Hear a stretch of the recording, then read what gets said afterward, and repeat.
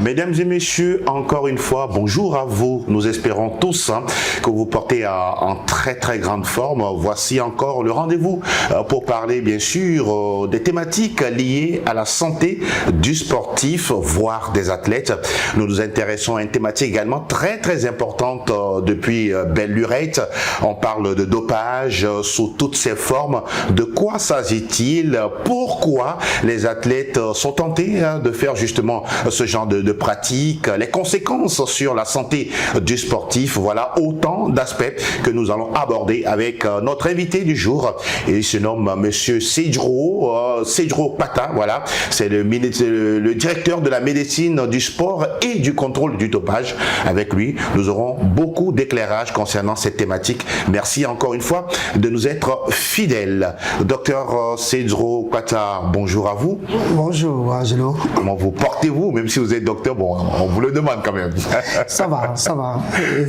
Nous allons bien. Nous allons bien, moi personnellement, et la direction de la médecine du sport et du contrôle du dopage. Merci infiniment de nous accorder justement cet entretien dans votre bureau. Nous sommes très contents en tout cas de pouvoir échanger avec vous sur cette thématique liée au dopage. Pour le citoyen lambda, pour celui-là qui veut comprendre la définition aussi simple justement du dopage, comment est-ce que vous pouvez nous expliquer tout ça? D'accord, merci Angelo, merci Fernand, merci à SOS Docteur TV pour cette opportunité que vous nous donnez encore une fois de communiquer sur quelque chose qui nous est cher, le dopage dans le sport. Et pour venir à la question, qu'est-ce que c'est que le dopage? Le dopage, c'est quand le sportif fait usage d'une méthode, d'une technique ou d'une substance qui a la propriété d'améliorer ses performances. Et c'est de ça qu'on parle du dopage. Et donc, bien entendu, les situations dans lesquelles on va prendre quelqu'un pour dire il est dopé, et il peut s'agir d'un cas non intentionnel, mais généralement c'est intentionnel. Et donc le sportif, il a bel et bien l'intention de tricher, de modifier sa performance. Et comme le sport se base sur les compétitions et le meilleur, on cherche le meilleur pour le déclarer gagnant, quand quelqu'un modifie sa performance, donc ce n'est plus exactement ce que lui-même il peut donner, mais ça a été modifié par quelque chose, ce n'est pas juste. Et donc c'est traqué, c'est sanctionné. Voilà. Alors ça c'est justement l'explication la plus simple possible, hein. Et nous pensons que voilà, on peut continuer justement dans d'autres aspects. Comment s'explique aujourd'hui le fait que les athlètes, on ne sait pas si on doit parler qu'ils sont tentés, qu'ils ont envie, qu'ils ont choisi justement de se doper, docteur Cedro? Oui, justement, vous voyez, c'est les enjeux des compétitions. Vous savez, avec les sports actuellement, et avec vous, il y a la surmédiatisation, et c'est beaucoup de retours financiers, beaucoup d'attentes, beaucoup d'enjeux, beaucoup de pression, peut-être même de la population qui veut des performances encore et encore. Il peut arriver que le sportif il se sente un peu en deçà, pas suffisamment prêt au combat et à être gagnant. Donc il choisit de faire usage de quelque chose d'une substance ou d'une technique ou d'une méthode qui va l'aider à être le meilleur, à être le gagnant. Et donc c'est les enjeux du sport, les enjeux de la compétition. Alors, vous avez parlé tout à l'heure de produits, puisque on ne se dope pas avec de l'eau, sûrement avec voilà, des produits qui sont illicites, interdits. Il y a toute une liste. Voilà, on va rentrer un peu encore dans le vif du sujet pour avoir une idée de ces produits-là usuels, justement, qui sont interdits aujourd'hui sur le marché. Oui, il n'est pas question de donner une liste de produits, mais parce que la liste elle est longue. Ouais. Bon, ce n'est pas vraiment la liste des produits, mais on parle des substances, et sachant qu'une seule substance peut se retrouver dans une dizaine de médicaments. Bon, je signale en passant que c'est généralement des substances qui sont utilisées dans la médecine pour soigner. Ou des techniques ou des méthodes qui sont utilisées par la médecine conventionnelle pour soigner. Mais que le sportif détourne peut-être à des doses plus élevées et à des moments alors qu'il n'en a pas besoin. Et donc pour produire sa performance. Donc, une seule substance peut se retrouver dans plus d'une dizaine de produits.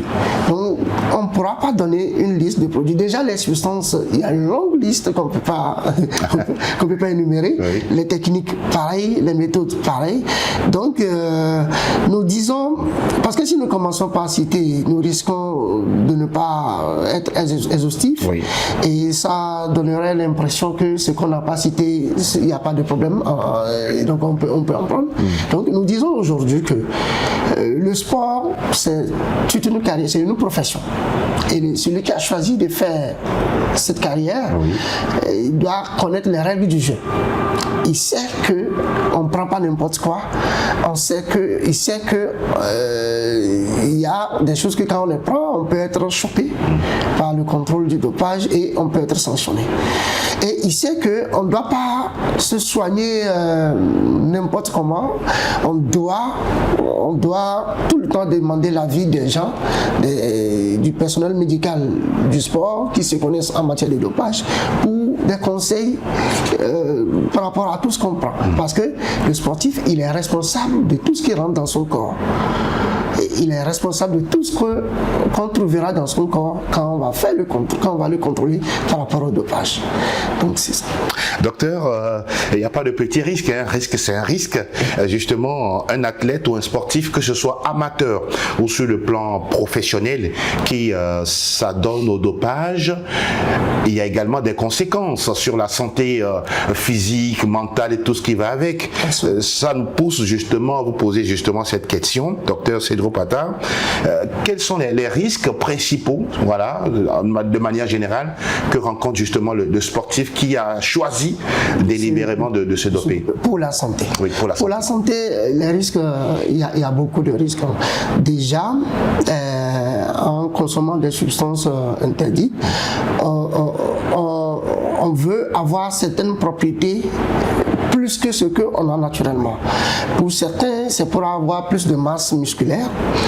Et c'est sans oublier que quand on prend de masse musculaire, il faut que tout cet organisme soit nourri par le sang et tout. Donc c'est le cœur qui est au centre et qui est la pompe de l'organisme. Il faut qu'il soit en capacité de supporter.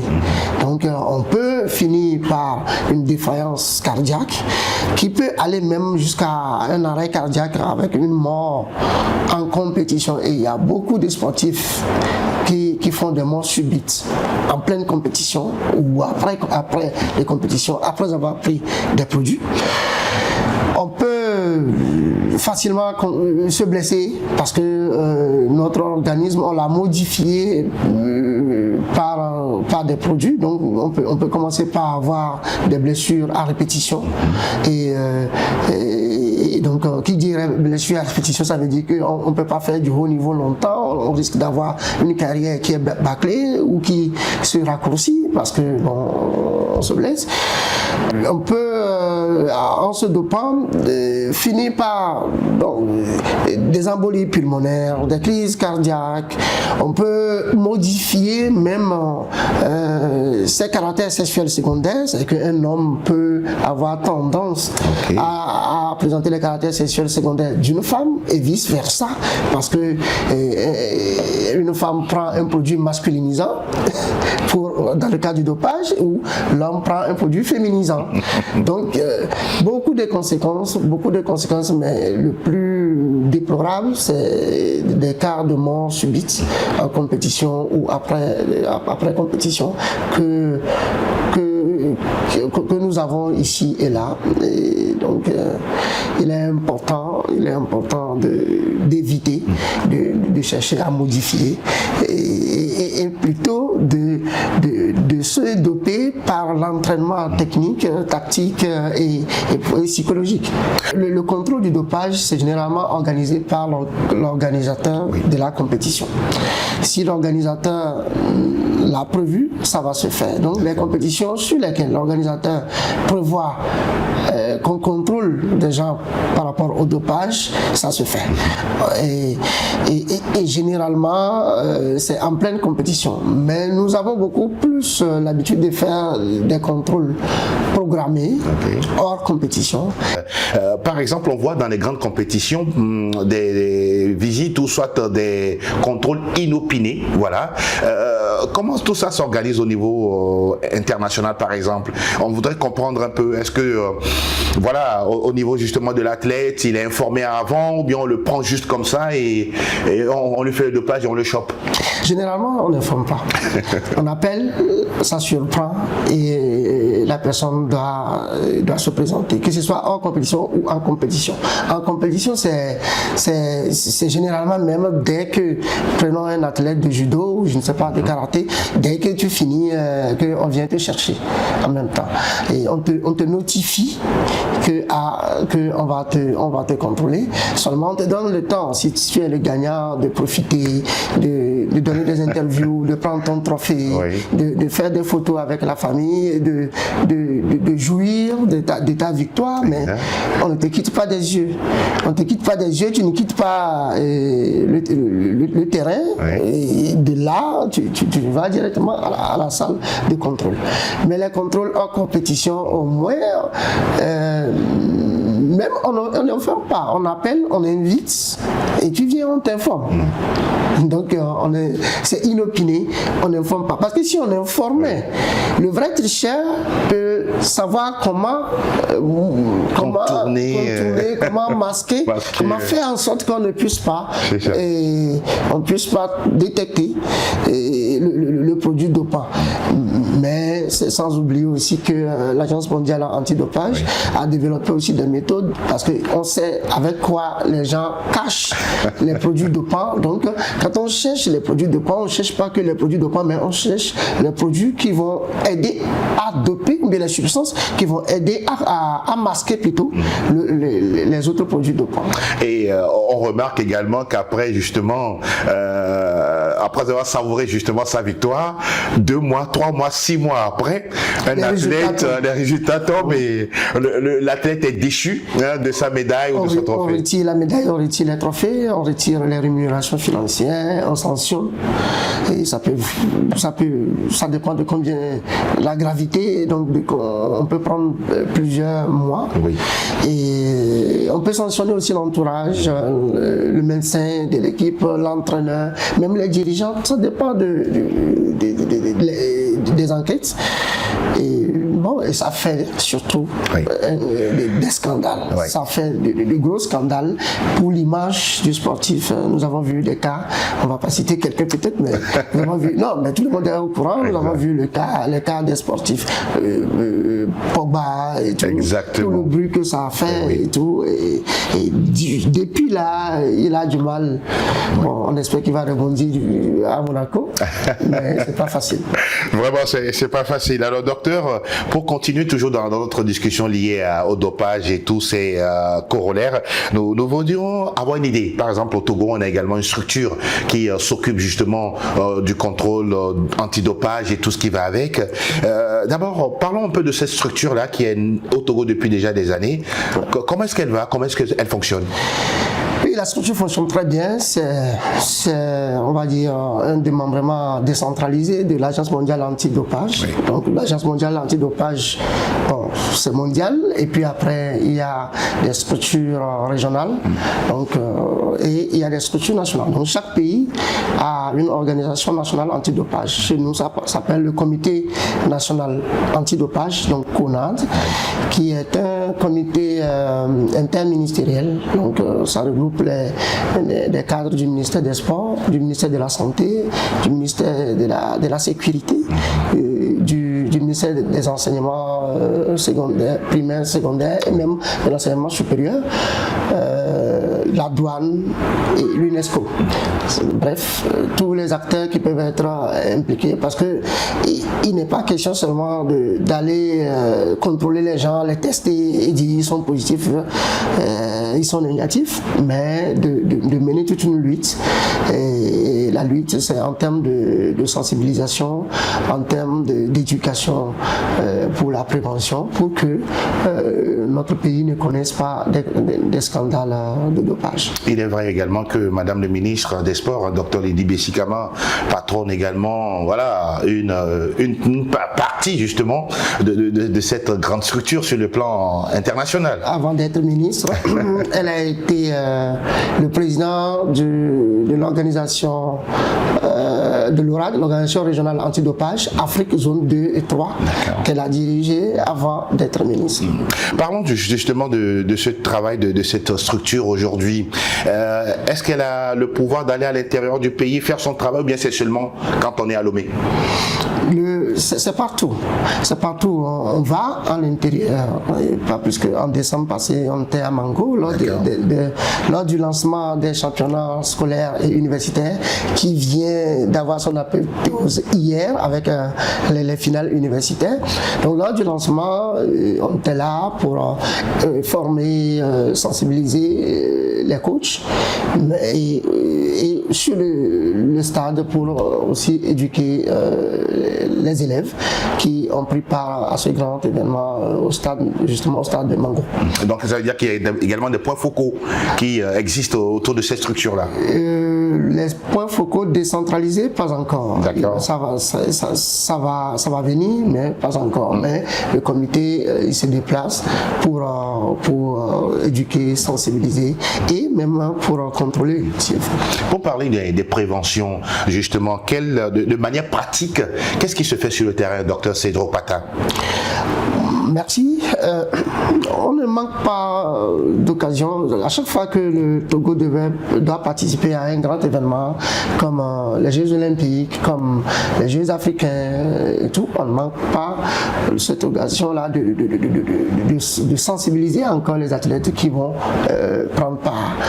Et on profite aussi des grands événements où il y a beaucoup d'acteurs, beaucoup de jeunes sportifs ou de jeunes aspirants sportifs pour aussi éduquer, sensibiliser les élèves, éduquer et sensibiliser l'encadrement technique des sportifs, les coachs, en tout cas tous ceux qui sont autour du sportif, parce qu'on ne peut pas dire qu'ils sont totalement innocents quand il y a dopage. Donc il faut aussi les éduquer. On organise des séminaires. Et l'année dernière, je crois que c'est 2023, on a fait un atelier sous-régional qui justement pour sensibiliser des médecins, des pharmaciens, parce que le pharmacien aussi qui est dans sa pharmacie, qui reçoit la visite d'un athlète qui a besoin d'un produit qui a été prescrit ou pas, doit le conseiller si il sait que c'est un athlète.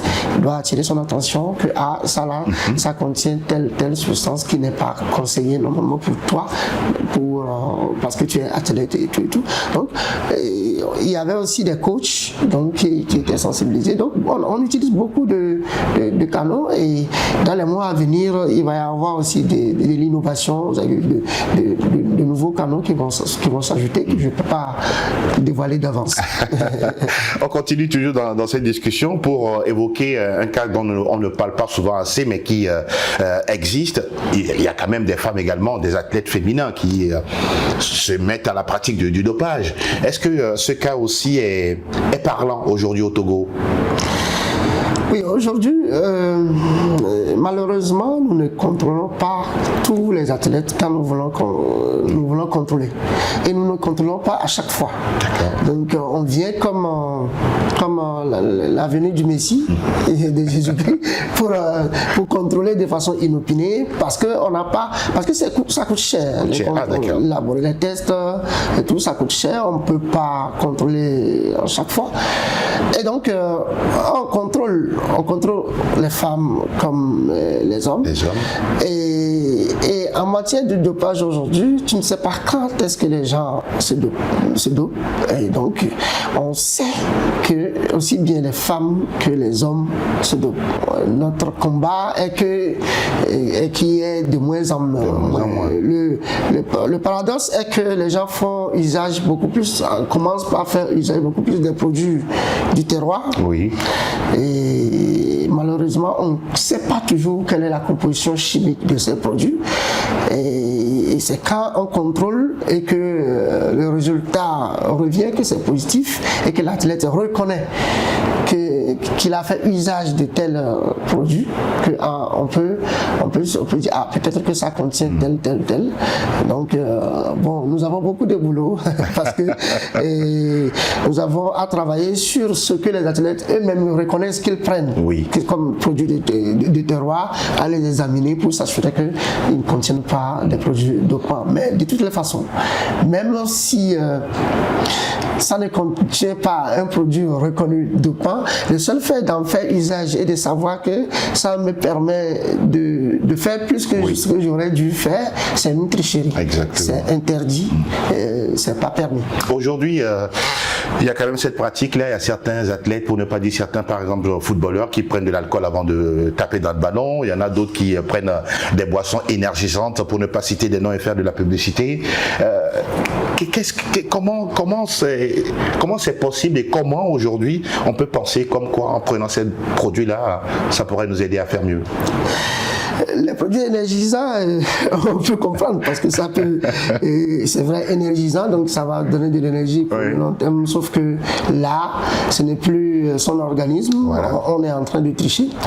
Mais je suis en train de me demander, mais comment on peut prendre de l'alcool et pouvoir compétir? Alors on dit que ça donne plus d'énergie. Bon, malheureusement, certains ils sont habitués, effectivement, quand ils prennent avec tout un cocktail, ils ont l'impression d'être beaucoup plus efficaces. Non, de toutes les façons, ce que nous avons remarqué, que ce soit circonstanciellement, c'est-à-dire que pendant la compétition, c'est des gens qui font leur feu en début de match et après quelques minutes, ils s'éteignent. Et c'est pareil pour leur carrière.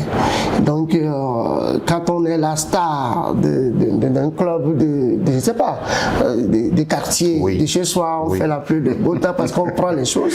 Et l'ambition de tout le monde, c'est d'être transféré dans les plus grands clubs, d'avoir les meilleurs salaires, de vivre de ça. Et si ce produit-là n'est pas là où tu es allé, est-ce que tu vas revenir?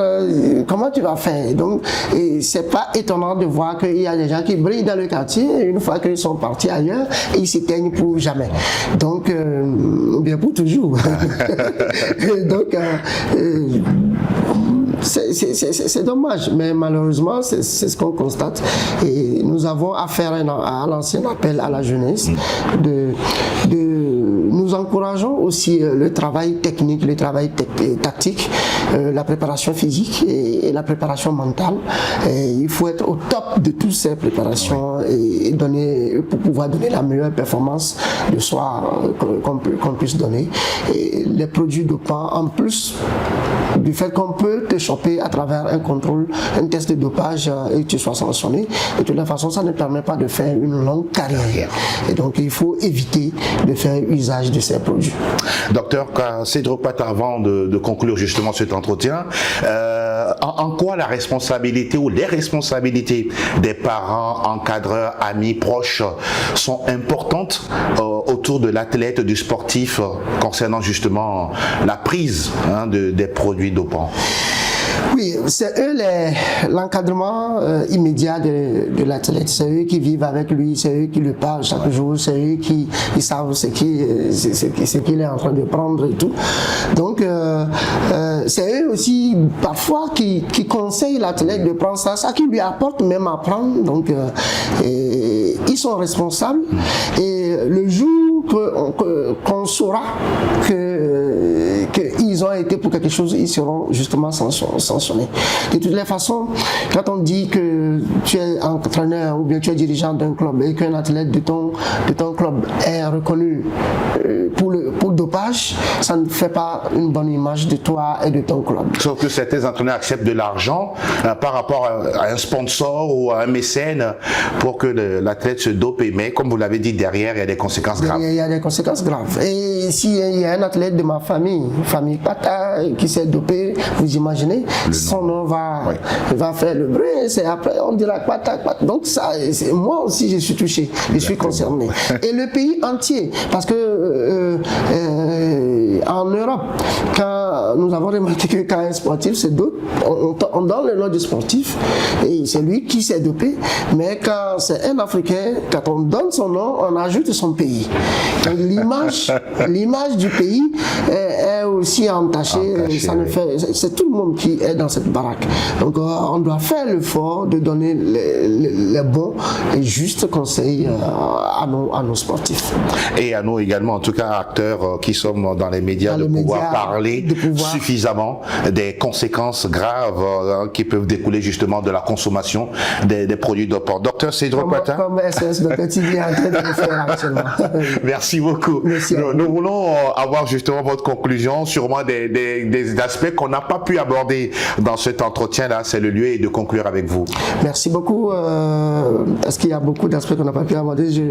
Mais il faut dire qu'on peut malheureusement être reconnu dopé, alors qu'on n'a pas intentionnellement pris un produit dans l'intention de se doper.